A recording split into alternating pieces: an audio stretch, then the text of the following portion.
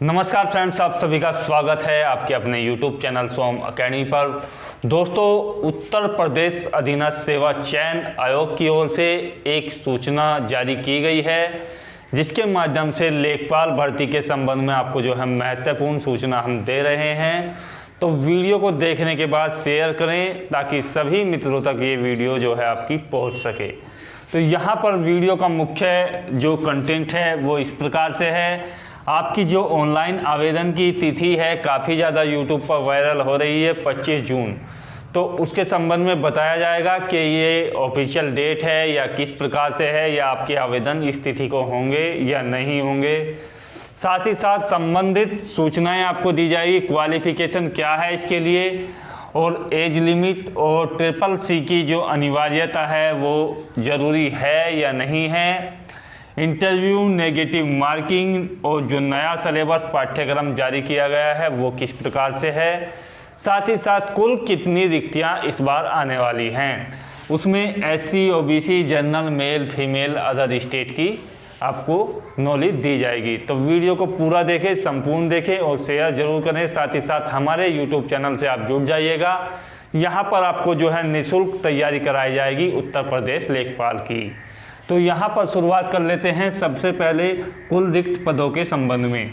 तो देखिएगा, हुआ ये है कि दो जून को आपको जो है उत्तर प्रदेश अधीनस्थ सेवा चयन आयोग ने एक अधिसूचना जारी की एक राजस्व विभाग को कि आपके यहाँ पर लेखपाल की जो रिक्तियाँ हैं उसके संबंध में आप हमें अपना ब्यौरा दीजिएगा। इसके संबंध में अधिसूचना जारी की गई। आधिकारिक सूचना को ही अधिसूचना बोलते हैं। तो ये जो सूचना है इसके माध्यम से जो जानकारी दी गई है वो आपकी 7 जून को राजस्व विभाग की ओर से। तो उसमें बताया गया है कि 30,837 कुल पद हैं आपके यहाँ पर राजस्व लेखपाल के लिए। और ये जो है 2 प्रकार के आपके लेखपाल होते हैं, एक होता है आपका राजस्व लेखपाल और एक होता है चकबंदी लेखपाल। तो कुल मिलाकर राजस्व लेखपाल के जो पद हैं वो हैं 30,837, लेकिन इनमें से जो पद भरे हुए हैं वो लगभग 24,000 पद भरे हुए पद हैं। तो कुल मिलाकर रिक्तियों की जो ये सूचना मिलती है ये लगभग में मिलती है 6,837। तो ये कुल क्या हैं, आपकी रिक्तियां हैं।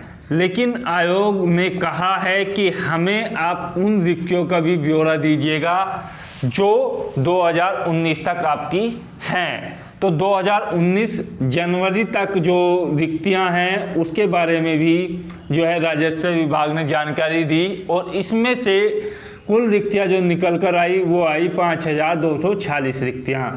तो कुल मिलाकर आपकी जो भर्ती होनी है वो 5,246 पदों पर होनी है। तो ये स्पष्ट है कि आपकी जो भर्ती है वो 5,246 पदों के लिए हो सकती है। इसके लिए आपके आवेदन मांगे जाएंगे। अब सवाल ये उठता है कि SC, ST, OBC, general, male और फीमेल कैंडिडेट्स के लिए क्या होगा। तो यहाँ पर आप सभी समझ सकते हैं कि SC, ST और आपका OBC इनके लिए क्या है, आपकी 50% रिजर्वेशन है। तो लगभग यहाँ पर 2600 प्लस वैकेंसीज आपके लिए हो सकती है तीनों कैटेगरी के लिए। इसमें भी SC और ST के लिए जो वैकेंसीज हैं वो लगभग 1100 या 1200 हो सकती हैं, और OBC के लिए भी लगभग 1200-1300 वैकेंसीज आपकी आएंगी। साथ ही साथ ये जो वैकेंसीज हैं बाकी शेष बची हुई ये जनरल और आपका जो अदर स्टेट या कोई भी कैंडिडेट्स हों उसके लिए आएंगी लगभग 2600 प्लस वैकेंसी। तो इस तरीके से ये वैकेंसीज आपकी रिजर्वेशन के आधार पर आपकी बटी हुई होंगी। साथ ही साथ इसमें से आपकी जो 20% रिजर्वेशन है वो आपका फीमेल कैंडिडेट्स के लिए है। तो महिला कैंडिडेट्स की भी इसमें 20% नियुक्तियाँ हैं। लगभग 5240 पदों में से आपकी 1000 प्लस वैकेंसीज महिलाओं के लिए भी लागू रहेंगी, और महिलाओं के लिए रिजर्वेशन की व्यवस्था उन्हीं की कैटेगरी के अनुसार आपको दी जाएगी। SC, ST, OBC के लिए 500 प्लस पद होंगे, और जनरल और अंदर स्टेट प्लस पद होंगे। तो इस तरीके से रिक्तियों का आपके लिए ब्यौरा है। अब बात कर लेते हैं एग्जाम डेट और आपकी आवेदन तिथि के बारे में। तो आवेदन तिथि के लिए आपका जो वायरल ये खबर हो रही है कि 25 जून से आपके आवेदन फॉर्म आ जाएंगे। तो देखिएगा, मैं आपको स्पष्ट करना चाहूँगा कि ये जो 25 जून है ये कोई ऑफिशियल डेट नहीं है। तो ये यूपी SSSC के माध्यम से जारी नहीं की गई है, ये जो है अपनी ओर से मनगढ़ंत डेट आपको दे दी गई है। लेकिन इतना स्पष्ट है कि आयोग ने कहा है कि जल्द ही हमारी जो भर्तियां हैं वो लागू की जाएंगी लॉकडाउन समाप्त होने के बाद। और जैसा कि आप सभी जानते हैं कि लगभग 8 जून से लॉकडाउन जो है वो समाप्त हो चुका है और जुलाई में इस तरीके की प्रक्रिया आपकी शुरू कर दी जाएंगी सभी प्रकार की भर्तियों के संबंध में। तो कहीं ना कहीं अंदाज़ा यही है कि जून लास्ट में या जुलाई के शुरू में आपकी ये जो भर्ती है ये आ जाए।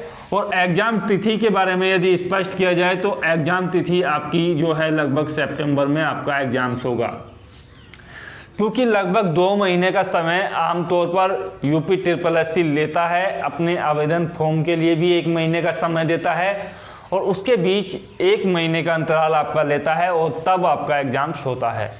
तो सितंबर माह में आपकी जो एग्ज़ाम्स की संभावना है, तो अपनी तैयारी को जो है सुचारू रूप से कीजिएगा। अब बात कर लेते हैं आपकी क्वालिफ़िकेशन के बारे में। तो क्वालिफ़िकेशन आपके पास जो है 12th पास आपके पास होना चाहिए।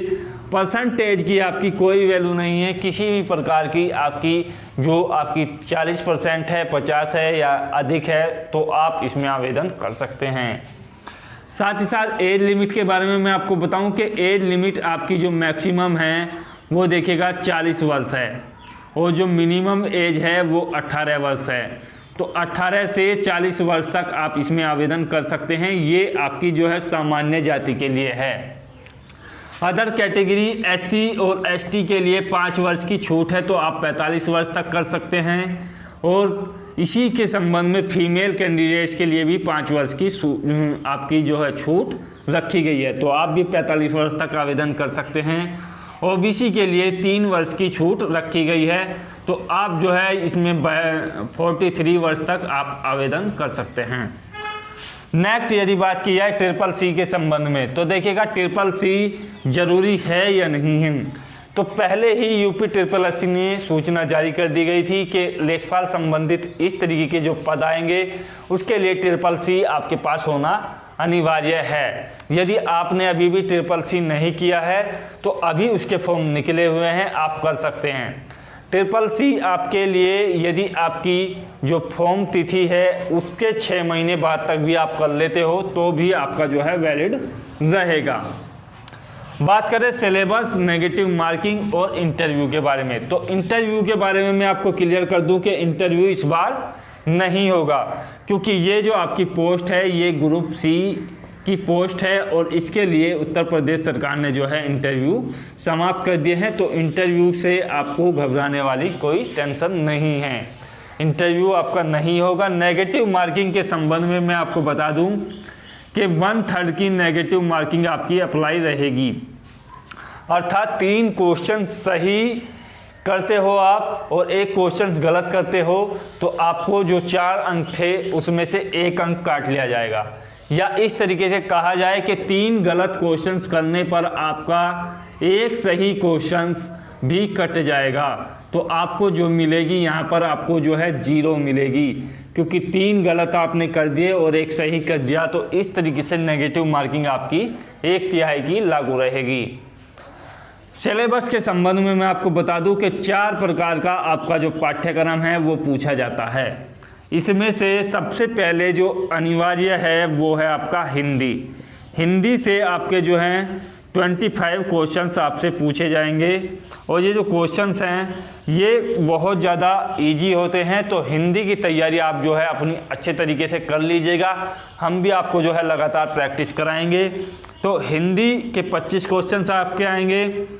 दूसरा है आपका जीके, इसमें आपकी जो है यूपी जीके और प्लस करंट अफेयर्स भी आपकी आएगी, तो यहाँ से भी आपके 25 क्वेश्चंस आएंगे।